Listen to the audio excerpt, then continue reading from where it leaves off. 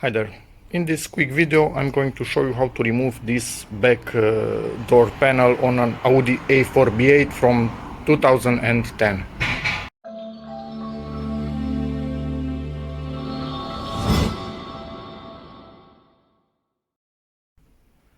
So to do this you kind of need specialized tools, at least these plastic extractors, and probably we will use a Torx T25 or T30, we will see. I will try to put links in the description if you don't have any of these to some cheap tools. So let's get to it. With two of these tools we need to remove this trim.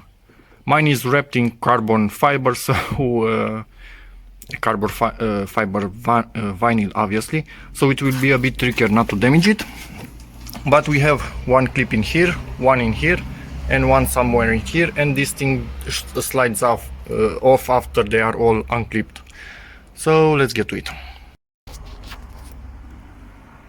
I usually use two of these tools because it distributes the force, and I undid the first clip. Now I'm going to move them a tiny bit to the right, and next one even more to the right, and then again do something like this, and you will feel where the clip is because it's not it doesn't really want to move, so it's in this area somewhere, I think.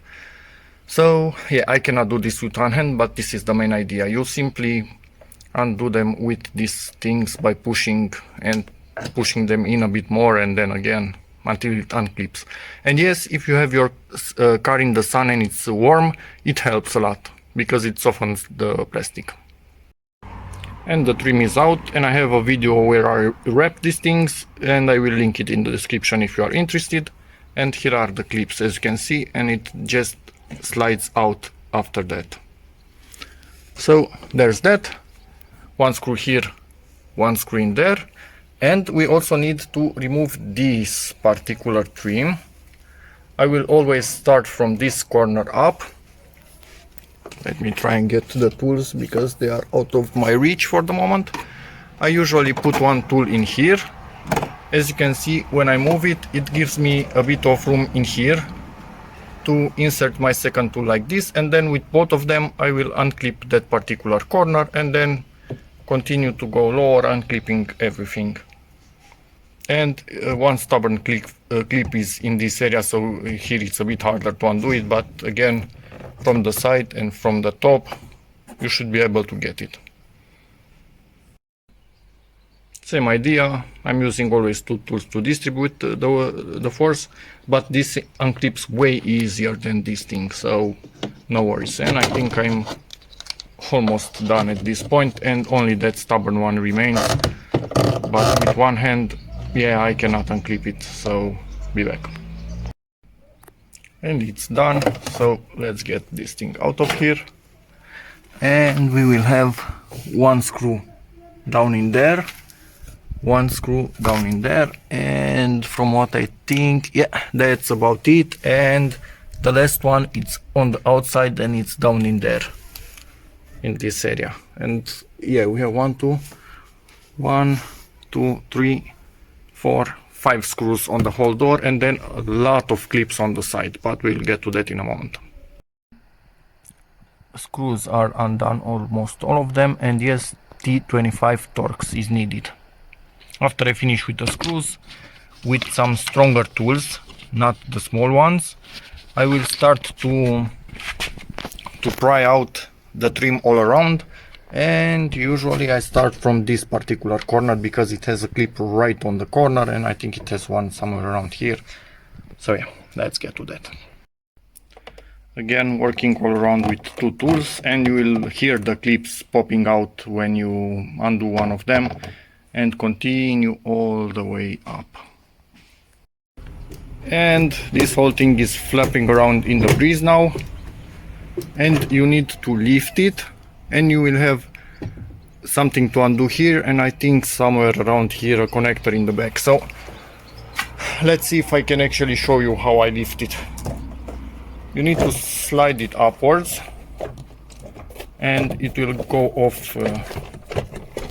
Yeah, quite hard to do with one hand, sorry about that, but I managed.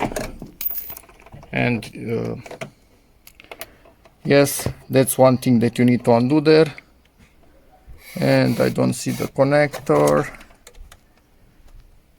Yeah, here it is for the tweeter. And we have one down there that needs to be undone. But for this particular thing, the first one, normally quite hard to show, you just pull it out of here, and then it has a hook. You need to release the hook. I hope I'm not going to drop the door when I do, so be back in a second. And it's out.